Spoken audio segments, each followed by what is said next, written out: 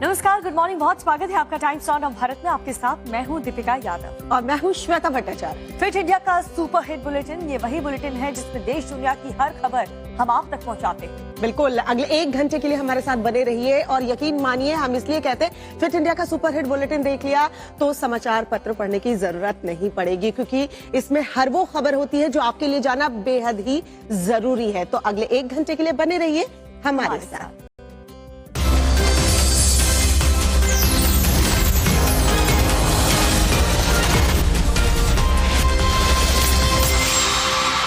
और fit India के super hit bulletin में सबसे पहले खबर जो है वो आपको सचेत करने वाली है। अगर आपके पास कार है और आप फैमिली के साथ बाहर जाते हैं तो ये खबर आपके लिए है।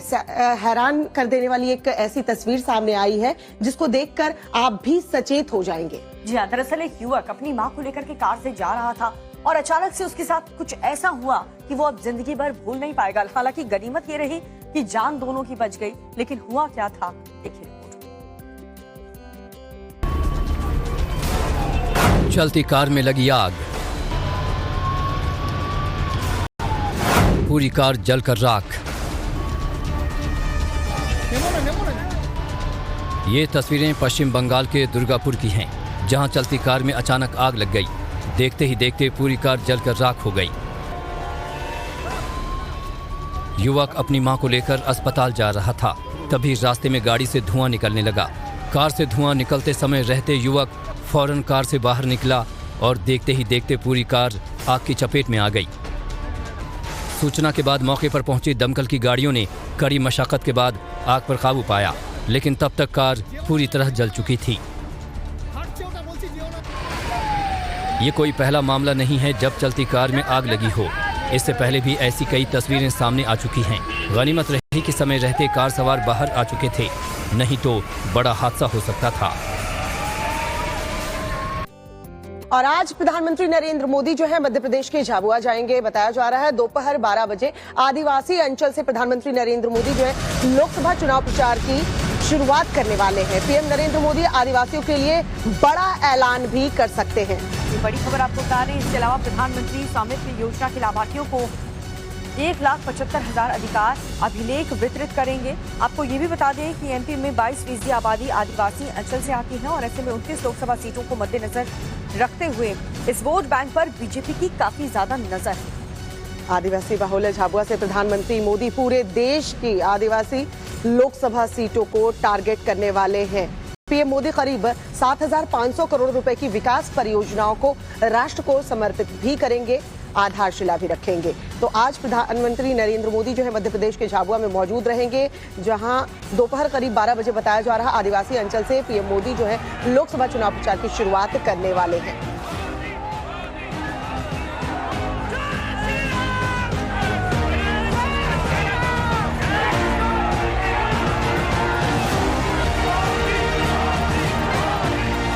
किसान की कर लेते हैं, जिन्होंने 13 जनवरी को दिल्ली कूच करने का ऐलान कर दिया है। हरियाणा पंजाब बॉर्डर पर किसानों को रोकने के लिए प्रशासन की तरफ से कड़े इंतजाम भी सुरक्षा के लिहाज से किए गए। बिल्कुल, किसानों को रोकने के लिए हरियाणा में भी देखिए अलर्ट जारी कर दिया गया है। 7 जिले ऐसे हैं जहां बताया जा रहा है इंटरनेट की सेवा जो है वो बंद कर दी गई है। क्या है सुरक्षा के पुख्ता इंतजाम, दिखाते हैं आपको इस रिपोर्ट में।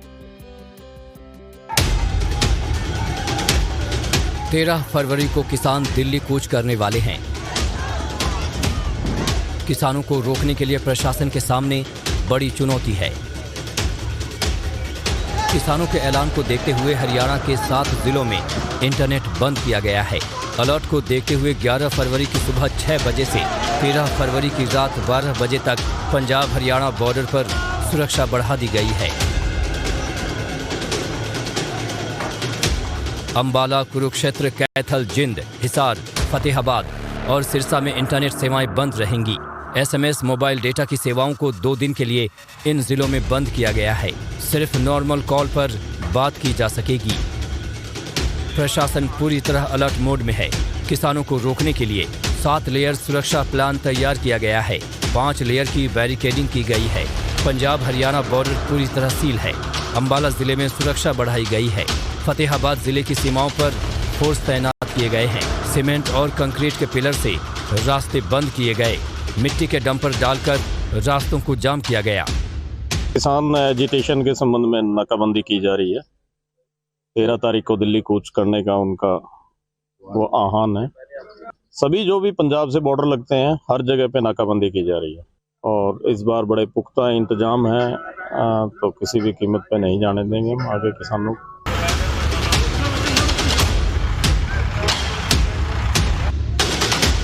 तो उधर आम जनता के लिए हरियाणा पुलिस ने एडवाइजरी जारी कर अपील की है कि पंजाब की तरफ यात्रा करने से बचें, रोड्स पर ट्रैफिक की जानकारी चेक करें, पुलिस के सोशल मीडिया अकाउंट से जानकारी लें। तो उधर किसान संगठनों ने 16 फरवरी को भारत बंद का आह्वान किया है। किसानों ने कहा है कि वो बस रेल सेवाएं बंद करेंगे, 4 बजे तक बंद करेंगे। ਜਿਹੜਾ ਸਾਡਾ ਐਸਕੇਐਮ ਵੱਲੋਂ ਫੈਸਲਾ ਆਇਆ ਵੀ 16 ਫਰਵਰੀ ਨੂੰ ਪੂਰਨ ਤੌਰ ਤੇ ਅਸੀਂ ਭਾਰਤ ਬੰਦ ਦਾ ਸੱਦਾ ਦਿੱਤਾ ਹੋਇਆ। ਪੂਰਨ ਤੌਰ ਤੇ ਅਸੀਂ ਸਵੇਰ ਤੋਂ ਲੈ ਕੇ ਸ਼ਾਮ ਦੇ 4 ਵਜੇ तक सारा भारत ਜਿਹੜਾ ਬੰਦ ਕਰਾਂਗੇ। बता दें कि संयुक्त किसान मोर्चा और किसान मजदूर मोर्चा ने एमएसपी की गारंटी के लिए कानून बनाने समेत कई मांगों को लेकर केंद्र पर दबाव बनाने के लिए 13 फरवरी को 200 से ज्यादा किसान संघों के साथ दिल्ली चलो प्रदर्शन की घोषणा का ऐलान किया है।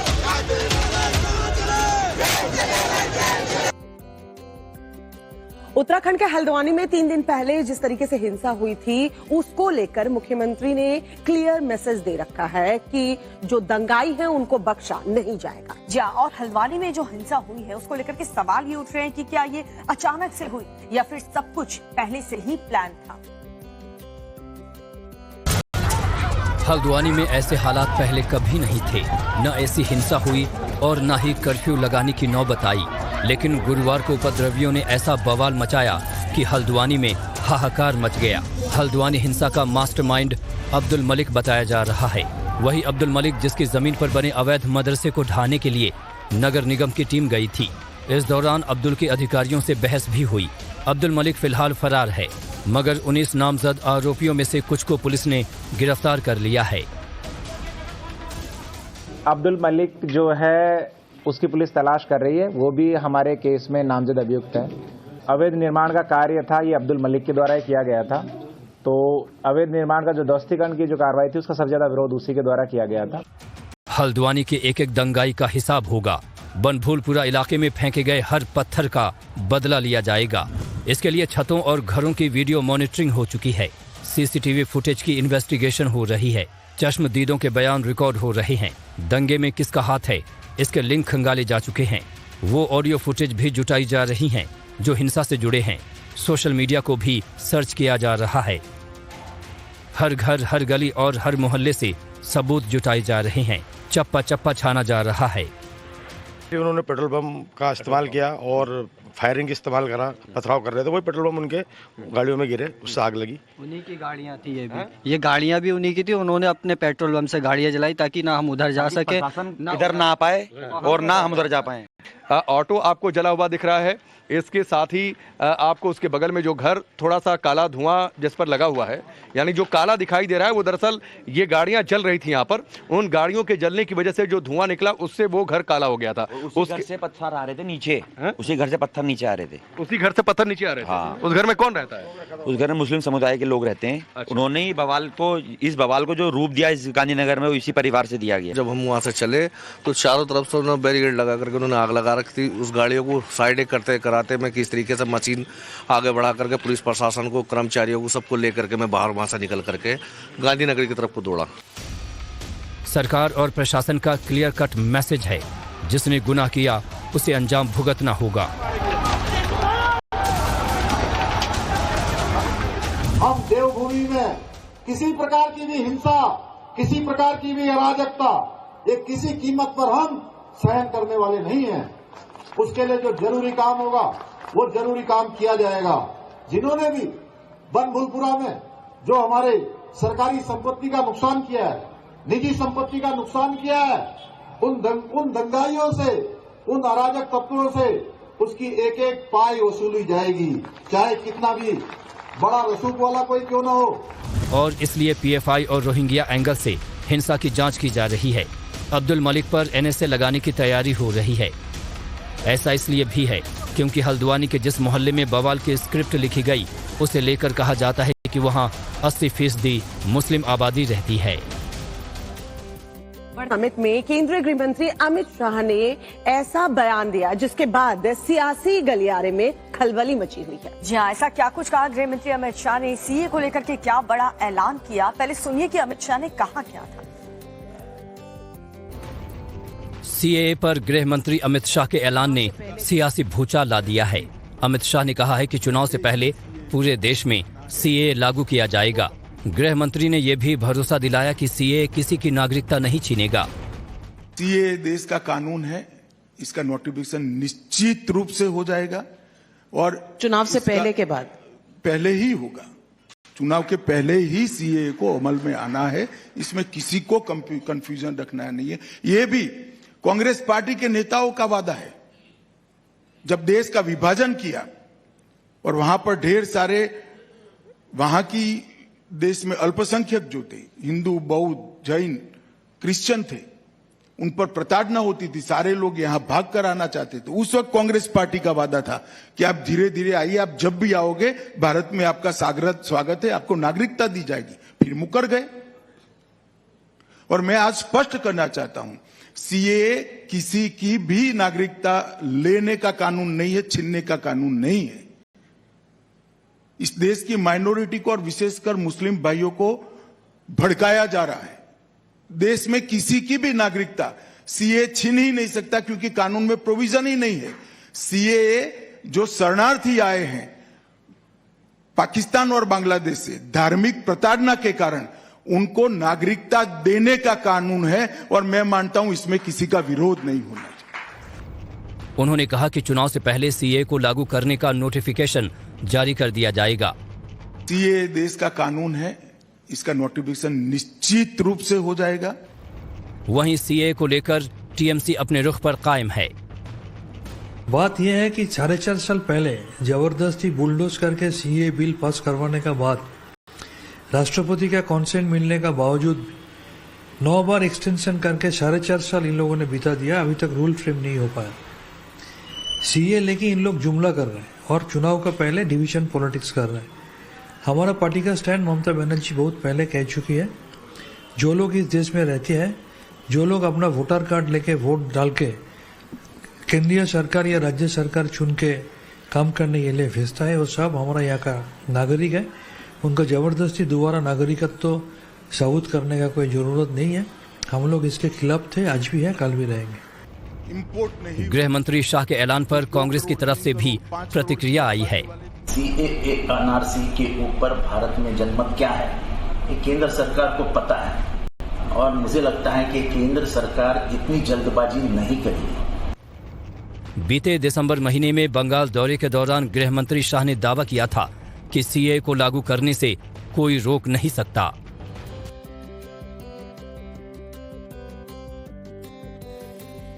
तौकीर रजा की, जो कि लगातार भड़काऊ बयान देते हैं और अभी भी वो भड़काऊ बयान देने से बाज नहीं आ रहे, यानी कि यहाँ तक कि हल्द्वानी में जो हिंसा हुई थी उससे भी वो सही जायज ठहरा।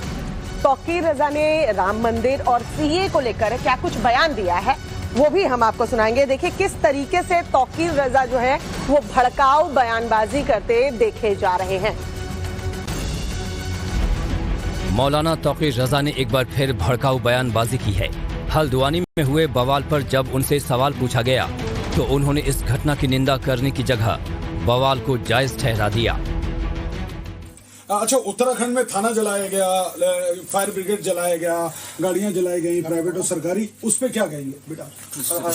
ये काम कब नहीं हुआ है, मैं उस पर क्या कहूँगा। आप बुलडोजर चलाते रहे, आप मस्जिदें मुनहदिम करते रहे, आप मज़ारात मुनहदिम करते रहे, मुसलमानों को बेघर करते रहे, मुसलमानों के घरों पर बुलडोजर चलाते रहे और मुसलमान खामोशी से तमाशा देखते रहे। सीएए पर पूछे गए सवाल के जवाब में तौकीर रजा ने क्या कहा वो भी सुन लीजिए। लेकिन ये सब चुनावी फायदे हासिल करने के लिए किया जा रहा है और इसमें कितने हिंदू परेशान हुए हैं ये देख भी लिया गया है, बंगाल में भी देखा गया है, आसाम में भी देखा गया है कि मैं कहता हूं आप अपनी हिंदुस्तानियत साबित नहीं कर सकते जो जन्म से हिंदुस्तान का है, आबाओ अजदाद से हिंदुस्तान का है, वो अपनी हिंदुस्तानियत कैसे साबित करेगा? ये तो हिंदू समाज के भी सोचने की बात है, ये सिर्फ मुसलमानों का मसला नहीं है। राम मंदिर मुद्दे पर भी तौकीर रजा बीजेपी पर हमलावर नजर आए। इतना बड़ा चारों शंकराचार्यों को नाराज करके, हिंदुत्व को नाराज करके, क्योंकि हिंदुत्व के असली अलमबरदार अगर कोई है तो वो चारों शंकराचार्य हैं, उनकी नाराजगी मोल लेकर उन्होंने अपने राजनीतिक लाभ के लिए राम का इस्तेमाल किया। राम का नाम लेके बगल में छुरी लेके बाकी हिंदुस्तानियों के साथ जुल्म ज्यादती, हिंदू भी, इस समाज भी इस बात को महसूस। तौकीर रजा ने कहा है कि मौजूदा सरकार देश को हिंदू राष्ट्र में तब्दील करना चाहती है।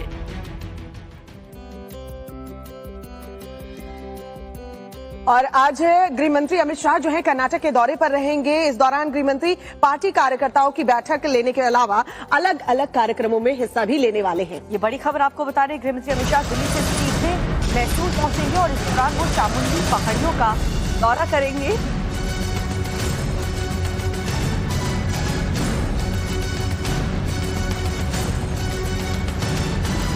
शाम को गृह मंत्री अमित शाह सुरजपुर जतारा में भाग लेंगे और इस दौरान लोकसभा चुनाव को लेकर के रणनीति भी बनाएंगे।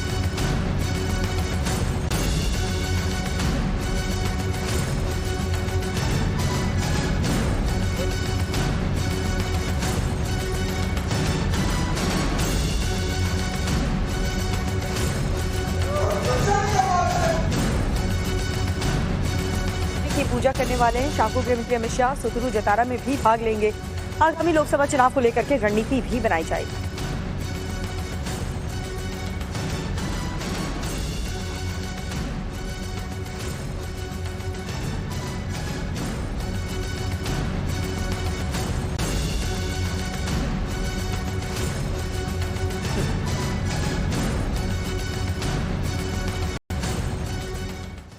और बात करते हैं इंडी गठबंधन की। इंडी गठबंधन जिसे लगातार बैक टू बैक झटके पे झटका मिल रहा है और इस बार आम आदमी पार्टी की तरफ से झटका मिला है। पंजाब में रैली हो रही थी और वहां पर अरविंद केजरीवाल ने कुछ ऐसा बोल दिया, ऐसा ऐलान कर दिया जिससे विपक्ष की जो एकता है वो तार तार हो गई। बिल्कुल, रैली के दौरान अरविंद केजरीवाल ने क्या कुछ कहा है और अरविंद केजरीवाल के ऐलान के बाद बीजेपी ने किस तरीके से तंज कसा है, सब कुछ आपको दिखाते हैं इस रिपोर्ट में। इंडी गठबंधन को एक के बाद एक कई झटके लग रहे हैं। पंजाब में आम आदमी पार्टी ने भी अकेले लोकसभा चुनाव लड़ने का ऐलान कर दिया है। पंजाब के खन्ना में रैली को संबोधित करते हुए दिल्ली के सीएम अरविंद केजरीवाल ने पंजाब की सभी 13 सीटों और चंडीगढ़ की एक सीट पर आप उम्मीदवार जल्द उतारने का ऐलान किया है। आज से 2 साल पहले आपने हमें आशीर्वाद दिया था, बहुत बड़ा आशीर्वाद दिया था। 117 में से 92 सीट दे दी थी आपने, इतिहास रच दिया था पंजाब के अंदर। आज आपसे हाथ जोड़ के मैं एक और आशीर्वाद मांगने आया हूं। अभी 2 महीने बाद चुनाव है लोकसभा के। इस लोकसभा चुनाव में पंजाब में 13 सीटें हैं, एक चंडीगढ़ की सीट है, 14 सीटें हैं। आने वाले 10-15 दिनों के अंदर आम आदमी पार्टी इन 14 की 14 सीटों पे अपने उम्मीदवारों की घोषणा कर देगी।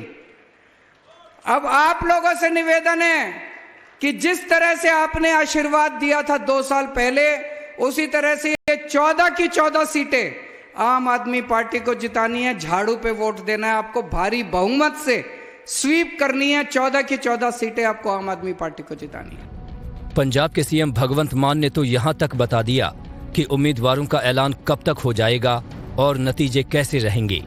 इस महीने के आखिर तक हम अपने 13 के 13 जो पंजाब से और 14वां जो है चंडीगढ़ से, हम अपने कैंडिडेट जो हैं वो अनाउंस कर देंगे। और जिस तरीके से लोगों का प्यार मिल रहा है, मुझे लगता है कि पंजाब में 13-0 और +1 जो है चंडीगढ़ की, तो 14-0 होने वाला है पंजाब से। बीजेपी प्रवक्ता शहजाद पूनावाला ने इंडी गठबंधन की मौजूदा हालत पर तंज कसा है। गठबंधन को एक और जख्म, एक और नया कलेश। अरविंद केजरीवाल ने आज घोषणा कर दी है कि पंजाब की 13 सीटें और चंडीगढ़ की सीट, इस पर आम आदमी पार्टी अकेले ही लड़ेगी। इसका मतलब इंडी गठबंधन नहीं लड़ेगा, वहां पर कोई अलायंस नहीं होगा। पहले बंगाल में दीदी ने कह दिया कि मैं अकेले लड़ूंगी, राहुल गांधी की पार्टी को 40 सीटें नहीं मिलने वाली। फिर उसके बाद महाराष्ट्र में भी संजय बनाम संजय चल रहा है। हमने देखा है कि केरला में भी कांग्रेस बनाम कम्युनिस्ट चल रहा है और अब पंजाब में भी घोषणा हो चुकी है कि हम तो अकेले लड़ेंगे। यही है इंडी गठबंधन का ढांचा। No mission, no vision, only commission, only corruption, only confusion, only contradiction. एक के बाद एक बड़े झटके इंडी गठबंधन के लिए भारी मुश्किलें खड़ी कर रहे हैं। ऐसे में आने वाले वक्त में कांग्रेस और बचे हुए गठबंधन की क्या रणनीति रहेगी, ये देखना होगा। योगी कैबिनेट जो है अयोध्या में रामलला के दर्शन करने के लिए जाएंगे। इस दौरान सीएम योगी आदित्यनाथ भी वहां पर मौजूद रहने वाले हैं। जी, आपको बता दें सीएम योगी आदित्यनाथ के साथ उनका पूरा जो मंत्रिमंडल है वो आज 4 घंटे तक अयोध्या में ही रहने वाला है और इस दौरान वीवीआईपी दल का क्या क्या कार्यक्रम वहां पर होगा, अयोध्या से क्या अपडेट है, देखिए इस रिपोर्ट में।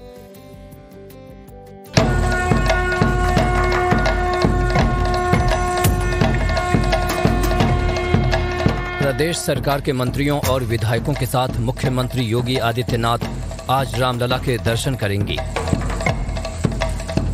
इस दौरे पर विधानसभा अध्यक्ष सतीश महाना मौजूद रहेंगे।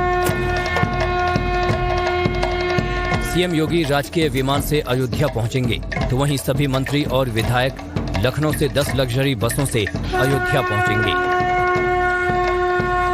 सभी वीवीआईपी अतिथि हनुमानगढ़ी भी जाएंगे। रामलला के दर्शन करने जा रहे यूपी कैबिनेट का प्लान कुछ इस तरह है। दोपहर 12 बजे राजकीय विमान से सीएम योगी पहुंचेंगे।